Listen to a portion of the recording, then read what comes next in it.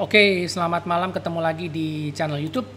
Kalau kemarin saya udah bahas soal tips memilih printer ya, yaitu alokasi dana untuk membeli printer. Ini sudah ada videonya kemarin ya, kalau teman-teman cek di YouTube ini sudah ada. Nih saya udah buat kemarin ya. Jadi kalau yang pertama sebelumnya kita harus belajar bagaimana kita menyediakan atau melakukan alokasi dana berapa yang kita harus siapkan untuk membeli printer. Karena kita beli printer itu tujuannya mau buat pakai jangka panjang ya, 2 sampai 4 tahun ke depan. Jadi itu juga perlu disiapin dananya sesuai dengan kebutuhan dan investasi. Nah, sekarang malam ini saya mau bicara soal tips memilih printer juga, tapi kita harus tentukan berapa jumlah halaman cetak per bulan. Nah, ini yang seringkali banyak sekali sampai dengan saat ini yang salah beli printer. Ya, salah beli printer dalam arti kita nggak ngitung dulu nih berapa jumlah halaman cetak per bulan. Yaitu kita harus tahu dulu kita mau pakai printer. Ya, di sini saya udah buat rangkumannya juga. Kita mau pakai printer ini tujuannya buat apa? Apakah ini untuk di rumah ya atau buat kerja? Printer buat rumahan itu artinya printernya jarang dipakai, alias nggak setiap hari cetak. Kalau ada kebutuhan cetak, baru kita cetak. Jadi misalnya kita ada kerjaan di rumah, atau misalnya anak sekolah punya tugas yang hanya sesekali, itu artinya printer buat rumahan. Nah, berarti jumlah halaman cetaknya udah pasti, 1 bulan itu rata-rata kalau buat pengguna rumahan itu pasti di bawah 50 lembar. Pasti di bawah 50 lembar. Mungkin cuma 25 sampai 50 lembar. Average-nya kurang lebih rata-rata. Nah, yang kedua adalah printernya buat kerja nggak? Kalau buat kerja itu artinya printernya memang nggak setiap hari dipakai, tapi mungkin seminggu itu bisa 2 sampai 3 kali dipakai cetak. Ya, misalnya kita punya bisnis online di rumah, atau misalnya yang pakai printernya itu ada anak, ada istri atau suami, dan juga kita juga sering kerja di rumah WFH. Nah, itu kita butuh printer yang lumayan aktif untuk dipakai untuk kerja. Kerja dalam arti printer ini cukup rutin digunakan, rutin dipakai cetak. Apakah itu cetak dokumen, apakah itu cetak resi online, atau mungkin cetak gambar, tugas-tugas ya. Itu namanya printer untuk kerja. Jadi yang make itu bisa lebih dari 1 orang dan lebih rutin. Ya, nggak mesti setiap hari, tapi kalau pas lagi mau cetak banyak, dia juga sudah siap. Nah, ini yang namanya printer kerja. Ini menurut dari apa yang saya punya analisa ya. Jadi ada printer rumahan dan printer buat kerja. Nah, di tips memilih printer ini kita harus tahu dulu ya. Jadi kalau misalnya kita pakai printer ini mencetak lebih dari 50 lembar per bulan, ini saya asumsi printer untuk kerja ya, printer untuk kerja. Tapi kalau untuk printer rumahan itu saya rasa cuma 20 sampai 35 lembar. 20 sampai 30 halaman. Oke, kalau untuk kerja di atas 50. Nah, sekarang kita harus bisa berestimasi juga supaya kenapa? Kita tahu nih nanti kita harus berhitung berapa banyak kita harus keluarin uang untuk beli tinta. Karena kita tahu ya, beli printer itu cuma 1 kali, tapi beli tinta ini berkali-kali. Karena printer itu kalau nggak ada tintanya ya percuma, dia nggak akan bisa nyetak, atau hasil cetaknya jelek. Akibatnya kita harus boros, kita ngulang-ngulang lagi, bukan aja boros tinta tapi juga boros kertas. Ya, jadi kita harus bisa berhitung berapa banyak uang yang kita keluarin untuk membeli tinta pada saat kita ingin mencetak. Nah, jadi nanti problemnya yang sering kali terjadi adalah tintanya boros atau mahal. Atau kita mau pilih printer yang tintanya irit dan cost atau biaya cetaknya murah. Kemudian kita juga harus tentukan kalau misalnya printer ini, kalau yang namanya printernya udah tintanya boros atau mahal, itu ada problem nggak? Pasti ada problem. Kenapa? Teman-teman kalau salah beli printer yang tintanya boros atau mahal, udah pasti teman-teman nggak akan beli cartridge atau tinta original.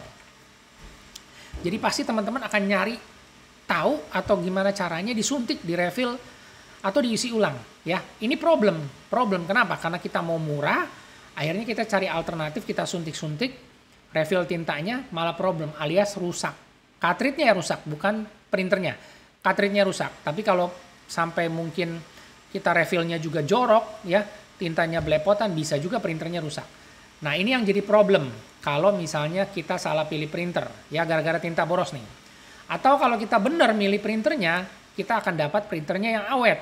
Awet dalam arti tintanya irit, nggak habis-habis, terus kita juga jarang beli tinta. Kenapa? Karena tintanya banyak, jadi awet, nggak habis-habis.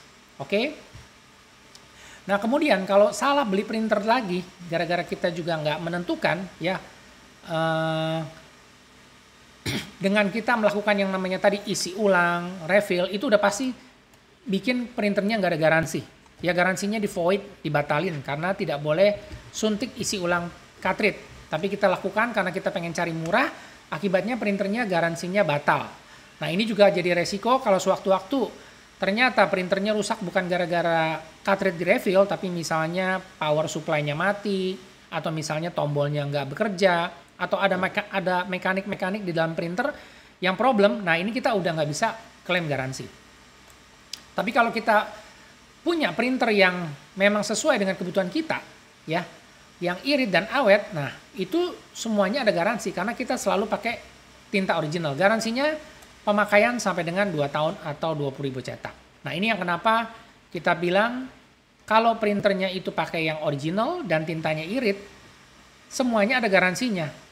Karena yang namanya pabrikan itu memberikan garansi jika menggunakan produk atau tinta original sesuai dengan standar dari pabrikan. Mereka berani kasih garansi sampai 2 tahun.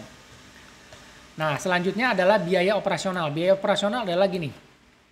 Kalau teman-teman salah beli printer dari awal, ya, udah tintanya boros, terus suka di refill segala macem, ini teman-teman perlu maintenance. Maintenance itu artinya sering bolak-balik bersihin, gonta-ganti cartridge. Ini perlu lakukan maintenance atau pemeliharaan. Nah, ini kadang-kadang ribet, nggak semua orang mau lakukan ini, ya, apalagi yang masih awam, yang nggak ngerti, misalnya melakukan pembersihan cleaning atau misalnya bersihin cartridge secara manual, ini seringkali bikin problem. Jadi banyak maintenance, banyak bikin ribet.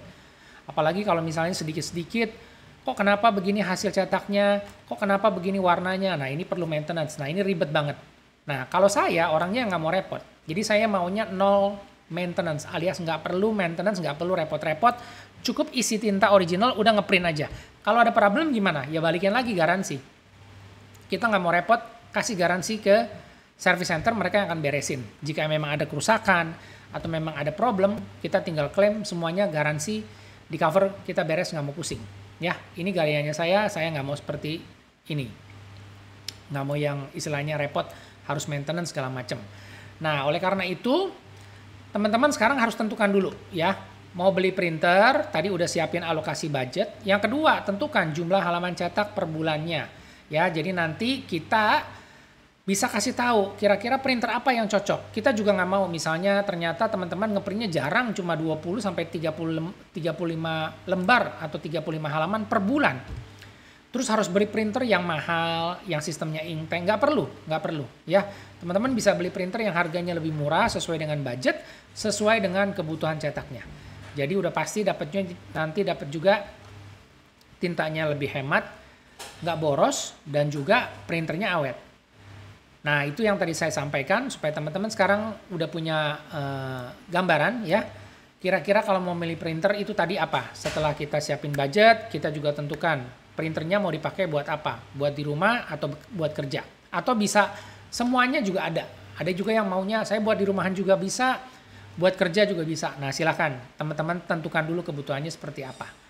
Oke, itu aja yang saya bisa sharing. Kalau ada yang mau ditanyakan atau ada yang mau di-sharing, silakan supaya kita bisa sama-sama belajar. Dan juga seperti biasa kalau sekarang admin juga udah menjual printer, ya. Jadi kita juga jualan printer. Jadi sekalian kita edukasi, kita kasih tahu juga tipenya apa, budgetnya berapa, dan juga beberapa merek yang mungkin teman-teman bisa pilih. Karena semua printer itu, merek semua printer itu bagus, hasil cetak maksimal, dan juga bergaransi. Cuma tinggal pilih tipenya aja. Ya bukan mereknya, pilih tipenya aja yang jangan salah, supaya jangan nanti malah jadi tintanya boros. Oke, itu aja yang saya sampaikan, dan terima kasih sudah menonton video ini. Kita ketemu lagi di video berikutnya.